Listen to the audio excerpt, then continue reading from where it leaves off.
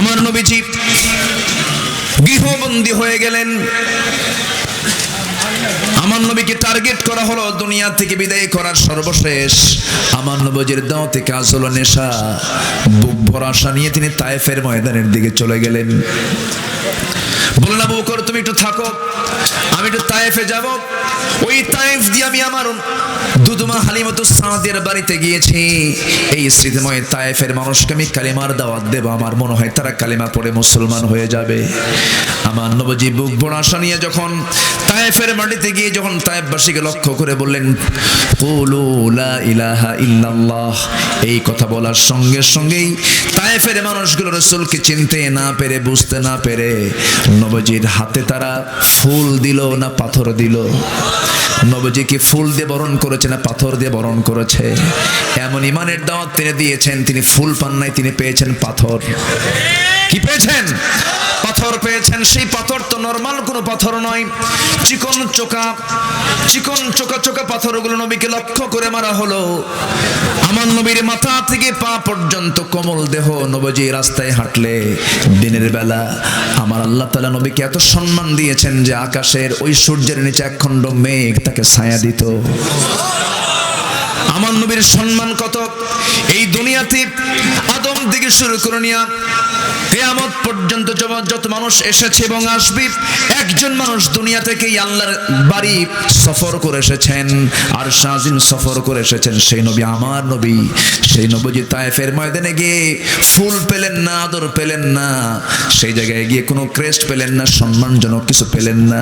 নবী ইমানের দাওয়াত দিতে গিয়ে এমন পাথরের আঘাত খেলেন, মাথা রক্তগুলো গড়ে গড়ে পা পর্যন্ত চলে আসলো। আমার নবীজি পবিত্র দেহের পবিত্র রক্তগুলো যখন গড়ে গড়ে আসতেছিল, আল্লাহ বলছেন, ও ফেরেশতা তোরা কি চিন্তা করিস? ফেরেশতারা কান্দে। জিবরাইলকে বলা হলো, জিবরাইল আমার দোস্তের কাছে তাড়াতাড়ি চলে যাও। জিবরাইল আমিন এসে বলছেন, ইয়া রাসূলুল্লাহ, আল্লাহ তাআলা আমাকে পাঠিয়ে দিয়েছেন, আজকে আপনি যা বলবেন তাই হয়ে যাবে, গজব দিয়ে শেষ করে দেব। রাসূল বলছেন, জিবরাইল আমি মুসার মতো দোয়া করব না, নূহের মতো দোয়া করব না, আমার উম্মতরা বোঝে নাই, তায়েফবাসী বোঝে নাই, আমি এদেরকে মাফ করে দিলাম। নবীজি তাদের জন্য বদদোয়া দিলেন না, দোয়া দিলেন। দোয়া দিয়ে চলে আসে। আমার নিজের চোখে দেখা সেই তায়েফে যে পরিমাণ ফল হয়, যে তায়েফে কাটার গাছ ছাড়া কোনো গাছ হতো না, নবীজি এমন দোয়া করেছেন সেই তায়েফের ফল গোটা পৃথিবী জুড়ে সাপ্লাই হয়। আমার নবীজি তায়েফের জন্য দোয়া করে আসলেন। রক্তাক্ত অবস্থায় মার খেয়ে জমিনে পড়ে থাকলেন। কাফের মুশরিকরা ভাবছে রাসূল বুঝি দুনিয়া থেকে বিদায় নিয়েছে, সে বুঝি বেঁচে নাই, সবাই চলে গেছে মরা মানুষ মনে করে। কিছুক্ষণ পর হুঁশটা ফিরল। হুঁশটা ফেরার পর আস্তে আস্তে তিনি দাঁড়ায় গেলেন। রক্তাক্ত তার চেহারা, জুতার তলার সঙ্গে পায়ের তলার জমাট বেঁধে গেছে। আমার নবীজি অবস্থায় দাঁড়ালেন আর মনে মনে চিন্তা করলেন, আবার দেখে ফেললো ওরা আমাকে মেরে ফেলবে। একটা দৌড় মারলেন নবীজি। একটা দৌড় মেরে গিয়া আঙ্গুর বাগানের মধ্যে ঢুকে গেলেন। মক্কায় আসার পথে আঙ্গুর বাগানের মধ্যে ঢুকে গেলেন। আঙ্গুর বাগানের মধ্যে ঢুকে গিয়ে নিজেকে আর নিয়ন্ত্রণ করতে পারলেন না, শক্তি নাই, রক্ত পড়ে পড়ে রক্ত শূন্য হয়ে গেছেন নবীজি। একদম চিত হয়ে পড়ে থাকলেন। নবীজি মারা গেছেন ভাবে মনে একটা অবস্থা। ওই আঙ্গুর বাগানের কেয়ারটেকার একজন দূর থেকে দেখতেছে কে যেন ঢুকলো, কে যেন পড়ে গেল। সামনের দিকে তাকায় এসে দেখে এত সুন্দর চেহারা লোকটাকে। মান আনতা, তুমি কে? আমার নবীজির মুখ থেকে কোনো আওয়াজ নাই, এত দুর্বল হয়ে গেছেন যে মুখ থেকে কথাটাও বের হচ্ছে না।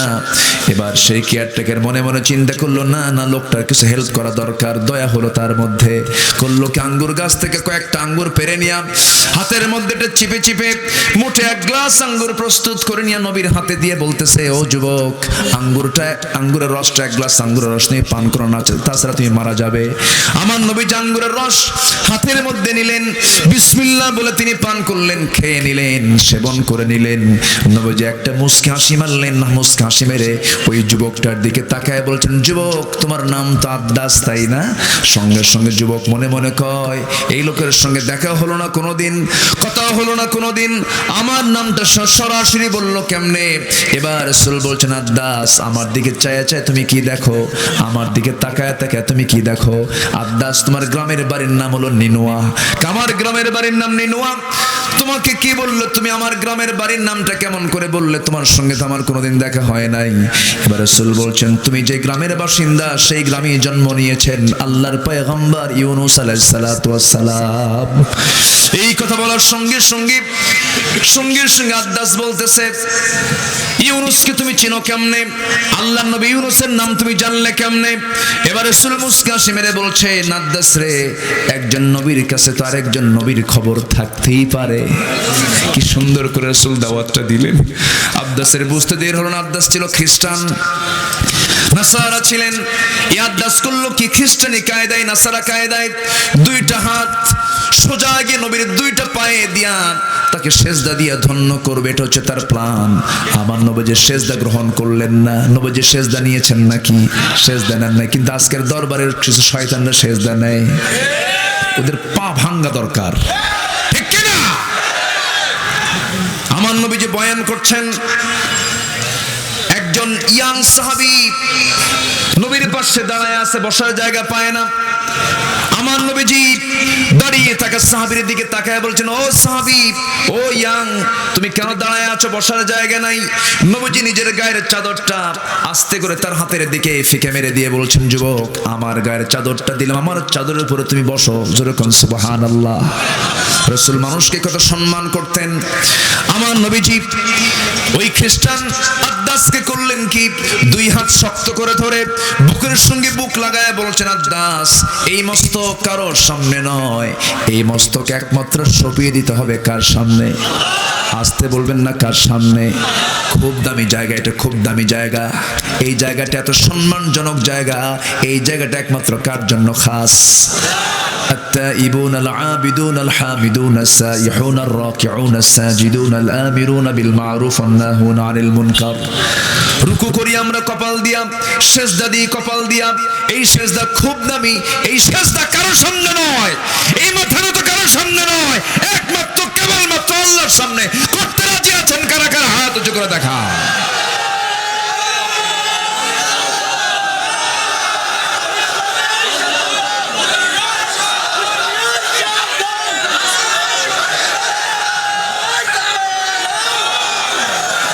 আল্লাহ তুমি কবুল করো, জোরে বলি আমিন, আরো জোরে আমিন। হাত নামান। এই সেজদা কার সামনে? এই রুকু কার সামনে? একমাত্র মাথা নত করব, আইন মানবো কার? আল্লাহ। আলা লাহুল খালক ওয়াল আমর। আমার নবীজি আদ্দাসকে বুকের সঙ্গে জড়ায় ধরলেন। আদ্দাস কালেমা পড়ে মুসলমান হয়ে গেছে। তো দাওয়াত কি ব্যর্থ না সফল? ব্যর্থ না সফল? দাওয়াতের সফলতা তখনই আসবে যখন পিটন খাবেন, ঠিক কিনা? দাওয়াতের সফলতা তখন আসবে যখন আপনি দেশ ছাড়া হবেন। দাওয়াতের সফলতা তখন আসবে যখন আপনি জিহাদের ময়দানে রক্ত ঝরাবেন। এখানে তিনটা কথাই আসছে। জিহাদ শব্দ নাকি জঙ্গির শব্দ? যদি কেউ জিহাদ কমান্য করে, সে কোরআন কমান্য করলো। কাদিয়ানীরা কাফের, শুধু একটা ওয়ার্ডকে তারা অস্বীকার করে। একটা ওয়ার্ড শুধু বলে যে ইসমুহু আহমদ, আছে না? ইসমুহু আহমদ। এই আহমদ বলতে তারা বোঝাই হলো গোলাম আহমদ কাদিয়ানীকে, রাসূলকে মানে না। শুধু একটা, এই একটা ওয়ার্ডকে না মানার কারণ কি? ওরা কি বলেন? অতএব যারা জিহাদকে যারা স্বীকার করতে চায় না, তার নাম আব্দুর রহমান হোক আর আব্দুল করিম হোক, ও টাটকা কাফের, ঠিক কিনা? জিহাদ আছে না নাই? জিহাদ ছিল, আছে, থাকবে। কি থাকবে? থাকবে কিনা বলেন? আল জিহাদু মাদিন ইলা ইয়াউমিল কিয়ামা। কিয়ামত পর্যন্ত এটা থাকবে। কথা আছে, কেউ উঠবেন না। ওয়াজ যখন শুরু হয়েছে, ফজর আছে তো, কোনো সমস্যা নাই তো? বলি আলহামদুলিল্লাহ। নবীজি তায়েফ থেকে মক্কায় ঢুকলেন। মক্কায় ঢুকেই দেখেন পিটন শুরু হয়ে গেছে। কি শুরু হয়েছে? পিটন শুরু হয়েছে। সাহাবা কেরামকে ধরে ধরে মারতেছে। রাসূল দেখতেছেন, তখন রাসূলের হাতে তো কোনো শক্তি নেই, পাওয়ার নাই।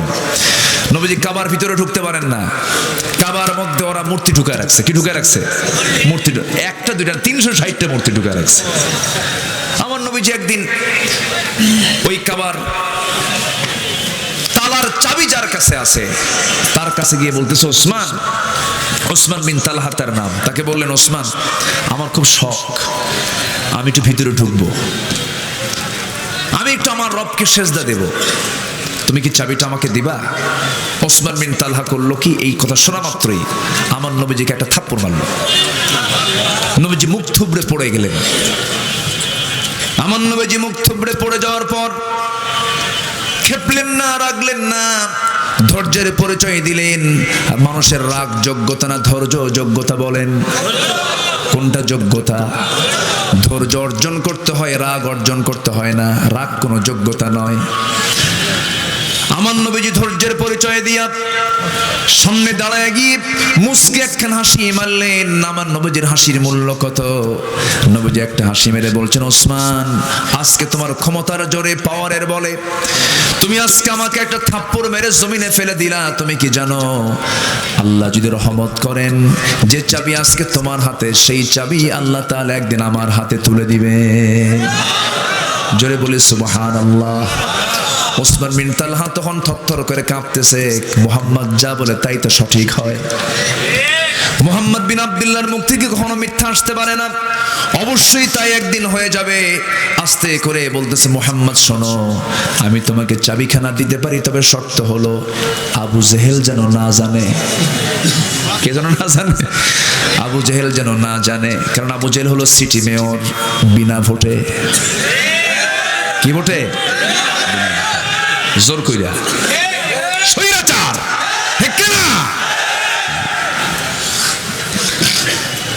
আবু জেহেল যেন না জানে। আবু জেহেল জানলে সমস্যা আছে। রাসূল বললেন, ঠিক আছে, কেউ জানবে না। আমার নবীর হাতে চাবিখানা দেওয়া হলো। রাসূল তালাটা খুললেন, কাবার দরজা খুললেন, ভিতরে ঢুকলেন। ঢুকে সেজদা দিবেন, কোথায় জায়গা নাই। সব পৌত্তলিকরা কি করেছে, মূর্তিগুলো সাজায় রাখছে। নবীজির মেজাজ গেছে খারাপ হয়, কারণ তার রক্তের মধ্যে ইব্রাহিমের রক্ত আছে না নাই? ইসমাইলের রক্ত আছে না নাই? ইব্রাহিম আলাইহিস সালামকে আগুনে ফেলেছিল কিসের কারণে? বলেন কিসের কারণে? বলেন। আমার ভাইয়েরা, আমার বন্ধুগণ, রক্ত তথা রক্তের মধ্যে প্রবাহমান। আমার নবীজি এই সমস্ত বিষয়গুলো যখন দেখলেন, আল্লাহর ঘর, প্রচন্ড রেগে গেলেন, খেপে গেলেন। কিন্তু কি করবেন, তিনি সেই সময় তার হাতে পাওয়ার নাই, ক্ষমতা নাই। র‍্যাব, সীতা, কোবরা প্রশাসন সব আবু জেহেল নিয়ে আছে, কিচ্ছু করার নাই। নবীজি আমার করলেন কি, আস্তে করে সেই জায়গা থেকে বের হয়ে আসলেন আর দোয়া করলেন। কি দোয়া? ওয়াকুর রাব্বি আদখিলনি মুদখালা সিদকিন ওয়া খারিজনি মুখরাজা সিদকিন ওয়াজআলনি মিন লাদুনকা সুলতানান নাসীরা। জোরে বলুন আল্লাহু আকবার। আমার নবীজি আর টিকতে পারলেন না, ইমানের দাওয়াত দিলেন। একটা সংখ্যক তার হাতে বায়াত নিয়ে কালিমা পড়ে মুসলমান হয়ে গেল। তারা হয়ে গেল মুহাজির। তারা হলো কি বলেন? মুহাজির। মক্কার মানুষগুলো, মক্কার সাহাবীগুলো হিজরত করে মদিনায় গেছেন, তারা হয়ে গেছেন মুহাজির। ওয়াল্লাযীনা আমানু ওয়া হাজারু। ঈমান যারা আনবে, হিজরত যারা করবে, আল্লাহ তাআলা টাটকা মুমিন কাদেরকে বলছেন? শুধু ঈমান আনলেই হবে না, ত্যাগ স্বীকারও করতে হবে। আবার হাদিস এসেছে, আল মুহাজিরু মান হাজারা মা নাহাল্লাহু আনহু। প্রকৃত মুহাজির তো সেই যে ব্যক্তি হারাম কাজ থেকে নিজেকে গুটিয়ে রাখতে পারে। সকল হারাম কাজ থেকে যে ব্যক্তি নিজেকে গুটিয়ে রাখবে, সে সবচেয়ে বড় মুহাজির। জোরে বলি সুবহানাল্লাহ। আমার বন্ধুগণ, আমার ভাইয়েরা, সাহাবায়ে কেরাম ঈমান আনলেন। ঈমান আনার সঙ্গে সঙ্গেই তাদের উপরে বিশাল বড় পরীক্ষা চলে আসলো। শেষ পর্যন্ত দেশেই টিকতে পারলেন না, হিজরত করতে বাধ্য হলেন। ঘর ছাড়লেন, বাড়ি ছাড়লেন। বড় বড় ধনী সাহাবী, বিশাল বড় এক্সপোর্ট ইম্পোর্টের ব্যবসা আব্দুর রহমান ইবনে আওফের, মক্কা ছেড়ে মদিনায় চলে গেছেন। নবীজি ওই সাহাবীর দিকে তাকান আর ডুকরে ডুকরে কাঁদেন আর বলছেন, আব্দুর রহমান, তোমার বউ ছিল, তোমার ছেলে ছিল, তোমার মেয়ে ছিল, ব্যবসা ছিল, খেজুর বাগান ছিল, সব রেখে তুমি মদিনায় চলে আসছো, এতিমের মতো সামনে দাঁড়ায় আছো। তোমাকে দেখে আমার চোখে পানি চলে আসছে। আব্দুর রহমান বিন ইবনে আওফ মুস্কি হাসি মেরে বলছেন, ইয়া রাসূলুল্লাহ, আমি ঘর ছেড়েছি, বাড়ি ছেড়েছি, সম্পদ ছেড়েছি, ব্যবসা বাণিজ্য ছেড়েছি, রাসূলকে পেয়েছি। জোরে বলি সুবহানাল্লাহ। আরো জোরে কোন সুবহানাল্লাহ। আমার নবীজি খুব খুশি হলেন।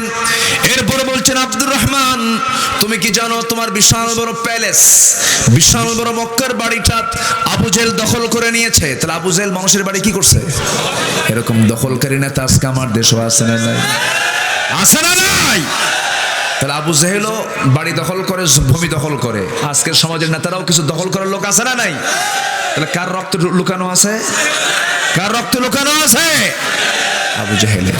রাসূল বললেন, আব্দুর রহমান তোমার বাড়িতে দখল হয়ে গেছে, তোমার কি মন খারাপ হয়? তিনি বলছেন, ইয়া রাসূলুল্লাহ, আবু জেহেল দখল করেছে আমার বাড়ি, আর আমি দখল করেছি জান্নাতের বাড়ি। জোরে বলে সুবহানাল্লাহ। ওয়াল্লাযীনা আমানু ওয়া হাজারু, যারা ঈমান আনবে, হিজরত করবে, ত্যাগ স্বীকার করবে, স্যাক্রিফাইস করবে, বাড়ি ছাড়বে, ঘর ছাড়বে। আমার নবীজি সাহাবা কেরামকে নিয়ে মদিনায় চলে গেলেন। মদিনায় যাওয়ার 1 বছর যেতে না যেতেই আবু জেহেল পাগলা হয়ে গেছে মরার জন্য। আবু জেহেল কিসের জন্য পাগল হয়েছে? ও কি মরে নাই 1 বছর পরই? 1 বছর পরই তো মরে গেছে। সম্মানিত ভাইয়েরা, আবু জেহেল করলো কি? 1000 সৈন্যের সমারোহ ঘটিয়ে রাসূলের দাওয়াতের দিনকে চিরতরে নিশ্চিহ্ন করার জন্য শুধু হিজরতের রাতেই মারার সিদ্ধান্ত নয়, 1 বছরের মাথায় রমজান মাসে রাসূলকে দ্বিতীয় হিজরিতে দুনিয়া থেকে নিশ্চিহ্ন করার কটু চক্রান্ত মাথায় এনে লোহিত সাগর এর পাশ দিয়ে ঘেসে ঘেসে 450 মাইল অতিক্রম করে বদর নামক প্রান্তরে রমজানের 17তম দিনে বদরের প্রান্তরে হাজির হয়ে গেল আবু জেহেল। নবীজির কানে আসা মাত্রই সাহাবা কেরামকে বলেন, সাহাবীরা, হিজরত তো করলা, ঈমান তো আনলা, এখন ওয়াজাহাদু ফি সাবিলিল্লাহ, এখন জিহাদের পর্বটা শুরু হচ্ছে। বলি আল্লাহু আকবার। আমার নবীজি বলেন, কারা কারা আছো? সাহাবীরা বলেন, হুজুর বাড়ি তো ছাড়ছি জিহাদ করার জন্য। জোরে কোন সুবহানাল্লাহ। বাড়িও ছাড়ছি, ঈমানও আনছি। আমার নবীজির এই উদাত্ত আহ্বানে কেউ বাদ রাখলেন না, সবাই চলে এলেন। কিন্তু শিশু ইসলাম, সাহাবীদের সংকট হয়ে গেল, মুজাহিদের সংকট হয়ে গেল। মদিনার একজন মহিলা সাহাবী কোলের মধ্যে 1.5 বছরের শিশু বাচ্চা কোলের মধ্যে করে নিয়ে নবীর সামনে এনে হাজির করে বলছেন, ইয়া রাসূলুল্লাহ, ঈমান তো আনছি কিন্তু জিহাদে তো যেতে পারতেছি না, এই জন্য আমার 1.5 বছরের বাচ্চা আপনার সামনে নিয়ে আসলাম। এই বাচ্চাটাকে আপনি জিহাদে নিয়ে যান। 1.5 বছরের বাচ্চাকে জিহাদ করতে পারে নাকি? পারে? আসেন দোয়া করি, দোয়া করে দেই। যাচ্ছে কেন? ও আচ্ছা, উনি একদম ডাইরেক্ট বলে ফেলছে, আর থাকা যাচ্ছে না। অনেক সময় তো কষ্ট হচ্ছে, মুরব্বী মানুষ বলতেছে, বাবাজি আমি 1 নম্বরে যাচ্ছি, জান। ওনার হাজত চেপেছে, আমি আর কষ্ট দেব না বেশিক্ষণ, আর একটু সময়, 3টা পয়েন্ট তো শেষ করে দেব আমি। আমার নবীজি সাহাবা কেরামকে যখন বললেন, এক মহিলা, বাচ্চার বয়স কত? বলেন, কয় বছর? বলেন। 1.5 বছরের বাচ্চাকে নিয়ে রাসূলকে বলতেছে, ইয়া রাসূলুল্লাহ, এই বাচ্চাটাকে আপনি জিহাদে নিয়ে যান। রাসূল বলেন, আমি জিহাদে নিয়ে কি করবো একে? এ তো যুদ্ধ করতে পারবে না। সাহাবী কাঁদতে কাঁদতে বলছেন, ইয়া রাসূলুল্লাহ, আমিও জানি আমার 1.5 বছরের শিশু বাচ্চাটা যুদ্ধ করতে পারবে না, জিহাদ করতে পারবে না, কিন্তু আমার বাচ্চা দিয়ে অন্তত একটা কাজ হবে, সেটা হলো যুদ্ধে তো ঢালের দরকার হয়, আমার সন্তানটা নিয়ে আপনি যুদ্ধে ঢাল বানাইয়া নিবেন। আমার নবীজি দারুণ খুশি হলেন। কি স্যাক্রিফাইস, কি তাদের ভিতরে তামান্না ছিল। ওই মার জন্য দোয়া করে দিলেন, শিশুর জন্য দোয়া করে দিলেন। আমার নবীজি যুদ্ধে যাবেন।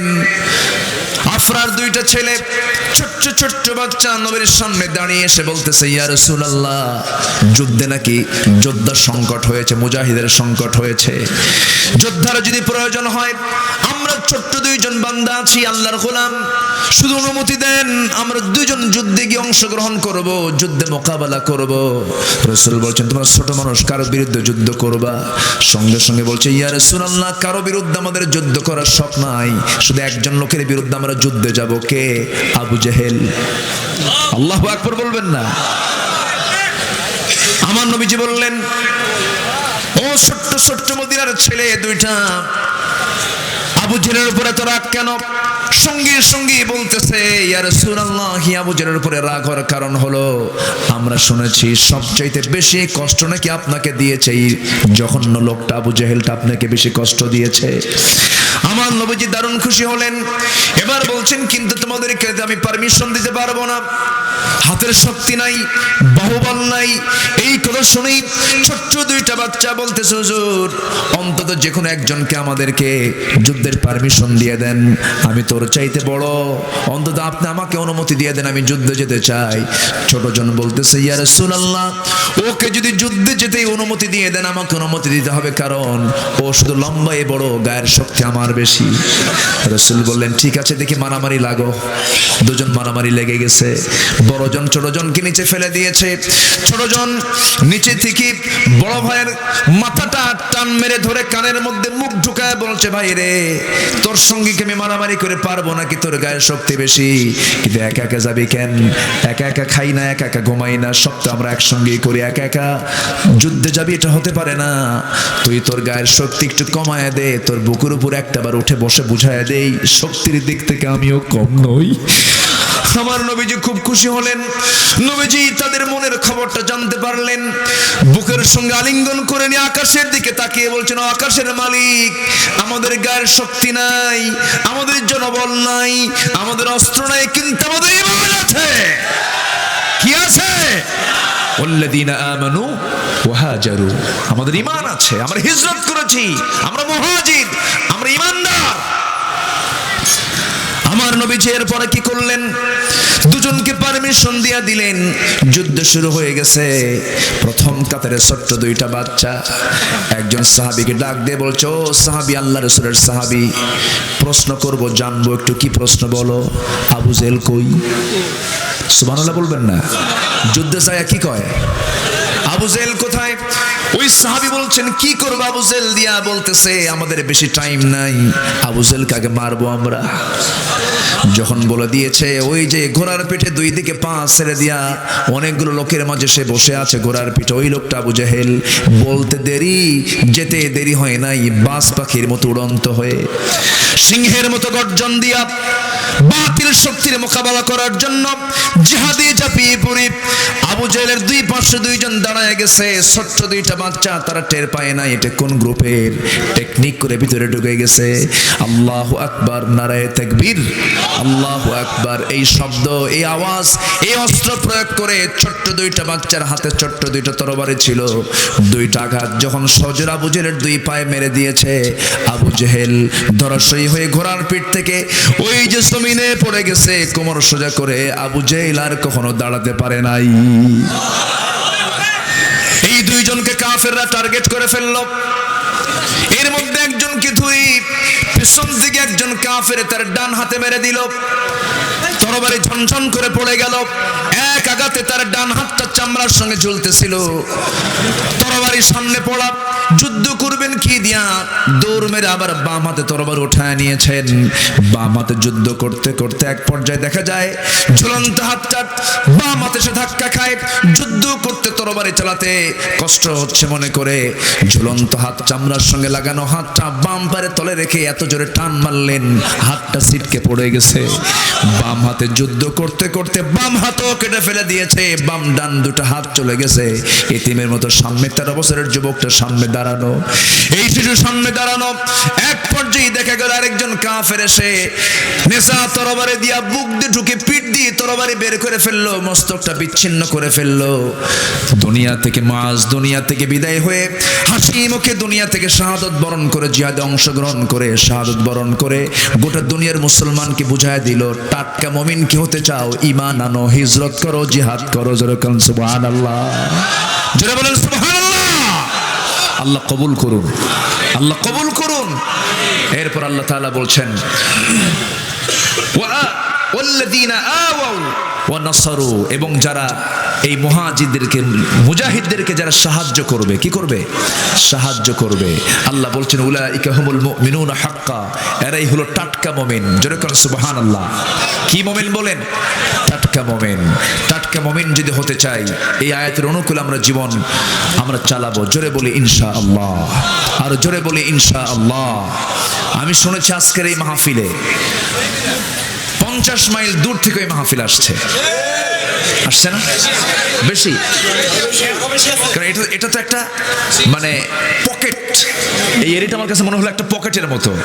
আসতে নিয়ে দেখি এইদিকে সীমানার লাইট, ওইদিকেও সীমানার লাইট, যেন আমি একটা কোনো একটা পকেটের মধ্যে ঢুকে যাচ্ছি। তো ভাবলাম যে এই পকেটের মধ্যে ঢুকলাম, লোকজনকে পাবো নি, কিন্তু আমার তো আগের একটা অভিজ্ঞতা ছিল। তো দেখি যে না, আগের চাইতে এবছর আরো লোক বেশি হয়েছে। বলি আলহামদুলিল্লাহ। কিন্তু মাহফিল কমিটি বসার জায়গা দিতে পারেন নাই। সামিয়ানাটা একটু বড় করা লাগতো। বড় হলে ভালো হতো না? ভিতরে যা ছিল, বাইরে কিন্তু লোকজন আরো বেশি ছিল। তারা কষ্ট করে বসে আছেন, দাঁড়িয়ে আছেন। আল্লাহ তুমি তাদের সকলের এই অংশগ্রহণকে তুমি আল্লাহ কবুল করে নাও। জোরে বলি আমিন। এখন বিষয় হলো যে আমার ইমান তো আনছে, আমার দেশের মানুষ তো ইমান আনছে, ঠিক আছে, কিন্তু নামাজি বেশি না বেনামাজি বেশি? নামাজি বেশি না বেনামাজি বেশি? বেনামাজি বেশি। নামাজ পড়তে হবে কয় ওয়াক্ত? আসতে বলবেন না, কয় ওয়াক্ত নামাজ? 5 ওয়াক্ত নামাজ পড়বেন। কার একটা হাত তুলে দেখেন তো দেখি। জোরে বলি ইয়া আল্লাহ, আরো জোরে ইয়া আল্লাহ। আমাদেরকে 5 ওয়াক্ত সালাত আদায় করার তৌফিক তুমি আল্লাহ দিয়া দাও। জোরে বলি আমিন, আরো জোরে আমিন।